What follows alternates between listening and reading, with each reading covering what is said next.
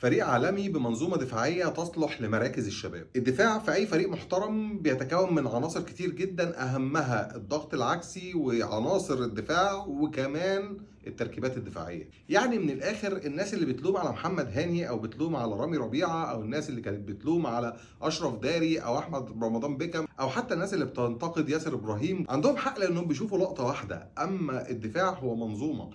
أول عامل من عوامل الدفاع أو عوامل المنظومة الدفاعية الناجحة هي الضغط العكسي. والضغط العكسي غير تماما الضغط العالي او الضغط المتوسط. الضغط العكسي هو ازاي انت بتضغط اول لما بتفقد الكرة، وازاي تمركز لعيبتك بيتحول من اوضاع هجوميه لاوضاع دفاعيه قويه بتساعدك في استعاده الكرة بشكل قوي وسريع، وبتساعدك كمان ان ما كنتش هتستعيد الكرة انك تضعف الهجمه المرتده او التحولات، وبتخلي خطوره الفريق المنافس ليك خطوره ضعيفه. وده بيدي للعناصر بتاعتك الدفاعيه القدره على تصحيح مراكزها والماركينج او مسك اللعيبه او مفاتيح اللعب واستخلاص الكرات وافساد الهجمات. كل الكلام ده اسمه الضغط العكسي. الضغط العكسي موضوع كبير قوي، احنا بنقوله ببساطه شديده جدا علشان نفهم ليه النادي الاهلي كان بيستقبل اهداف كتيره في الموسم ده، اخرهم في كاس العالم للانديه. جوده المنظومه الدفاعيه لاي فريق عناصرها، وعناصرك ديت محتاجه تكون سريعه وبتقدر تعمل ماركينج كويس وبتقدر تستخلص كويس وبتقدر تتعامل مع الكرات الهوائيه، وكمان لو بتعرف تلعب كره وتطلع بالهجمات او بعد استخلاص الكره تمرر بشكل سليم، ده بيدي لك افضليه في انك ما تفقدش الكره في الثلث الدفاعي. كل ده بيساعدك على انك يبقى عندك منظومه دفاعيه قويه بتقلل من الخطوره على مرماك وبتقلل من امكانيه استقبالك للاهداف. كل الكلام ده بقى كوم، واصعب واخطر مرحله هي تكوين التركيبات الدفاعيه. يعني سهل قوي اقول لك ان محمد هاني تم اختراقه، وسهل ان اقول لك ان علي معلول دايما كان بيبقى طاير ففي ظهره مساحات والجبهه دي بتخترق، وسهل اقول لك احمد نبيل كوكا لعبوا عليه واخترقوه وفي لعيبه كتير عدت منه وعملت من وراه كروسات.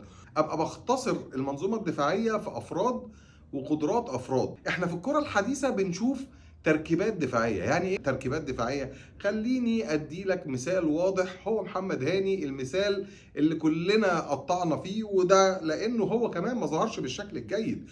محمد هاني كان متسلم تسليم اهالي. محمد هاني كان متساب لوحده في جبهه كامله يلعب عليه واحد واثنين وثلاثه.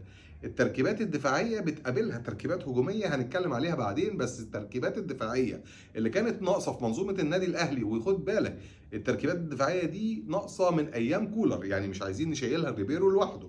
محمد هاني المفروض ان الجناح اللي بيلعب ناحيه اليمين سواء زيزو او طاهر او حسين الشحات المفروض بينزل يساعد معاه، بالاضافه الى محور الارتكاز اللي مترحل ناحيته حمدي فتحي او مروان عطيه او حتى اليو ديانج لما نزل. المفروض ان واحد من الناس دي بيكون تمركزه ناحيه اليمين فبيخش يساعد معاه. الحاجه الثانيه ان في سردباك او مساك بيلعب ناحيه اليمين، يعني في ظهر محمد هاني. المفروض لما محمد هاني بيروح علشان يضغط، الراجل ده بيرحل بشكل معين علشان يأمن المساحه اللي في ظهره. هيبان قوي قوي الحاجات دي في الهدف الثاني في مرمى النادي الاهلي في مباراه بورتو.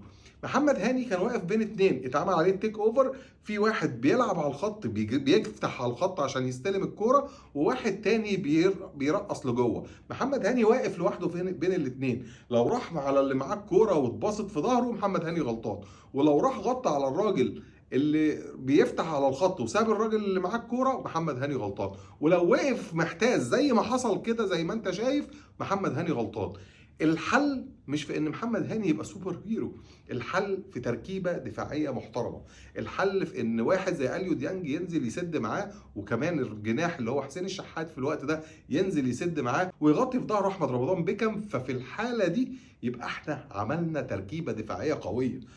احمد نبيل كوكا المفروض في ظهره اشرف داري، قدامه بيرجع اشرف بن شرقي او محمود حسن تريزيجيه قبل ما يخرج، وكمان بيدخل معاها محمد علي بن رمضان او حتى اليو ديانج لما نزل، علشان نبقى عملنا منظومه دفاعيه قويه او تركيبه دفاعيه قويه سواء في ناحيه اليمين او في ناحيه الشمال. تعال بقى في العمق بتلاقي اللاعب رقم 10 او اللاعب اللي بيلعب تحت راسين الحربه المفروض بيرجع يضم مع الاثنين محاور الارتكاز علشان يقفلوا العمق وبيكون واحد من الاتنين مساكين ملتزم باللاعب الفيرود او راس الحربة، علشان التاني يبقى عنده حرية انه يقابل الراجل اللي بيفلت من التركيبة دي، بيقابل واحد من الاتنين سردباكات يقفل عليه علشان ما يشوطش، زي ما حصل في التسديدة بتاعة الهدف الرابع برضه في مباراة بورتو. النادي الاهلي عمل مباراة عالمية على الشق الهجومي، ولكن عندنا منظومة دفاعية تقريبا كده مضروبة بصواريخ من كل حتة، فاحنا محتاجين نصبر، لان التركيبات الدفاعية بنائها صعب وبياخد وقت، والتمركزات بتاخد وقت كبير جدا. احنا محتاجين ندي للناس فرصة انها تصلح امورها.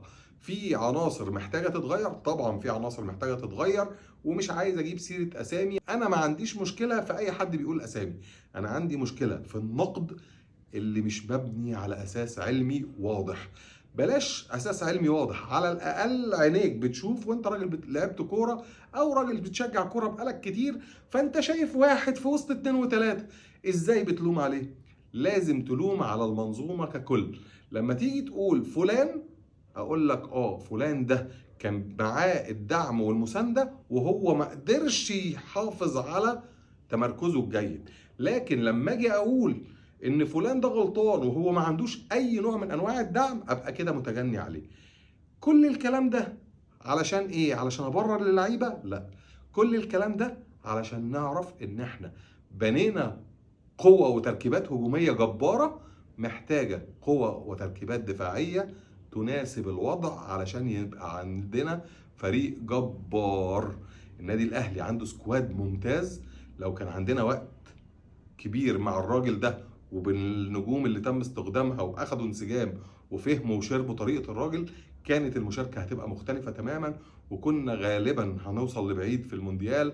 ولكن قدر الله وما شاء فعل، دي كوره، وانا من الناس اللي بحب في الكوره درامتها، وبحب في الكوره كمان حاجه مهمه جدا، لما بخسر يبقى عندي قوة إرادة إني أرجع وأحط اسم النادي بتاعي في المكان اللي تليق بيه. وإحنا كلنا عارفين المكان اللي تليق بالنادي الأهلي هي دايما في المقدمة. لو عندك أي استفسارات أو أي إضافات على كيفية ترميم المنظومة الدفاعية للنادي الأهلي، لو سمحت قولها لي في الكومنتات، وشكرا.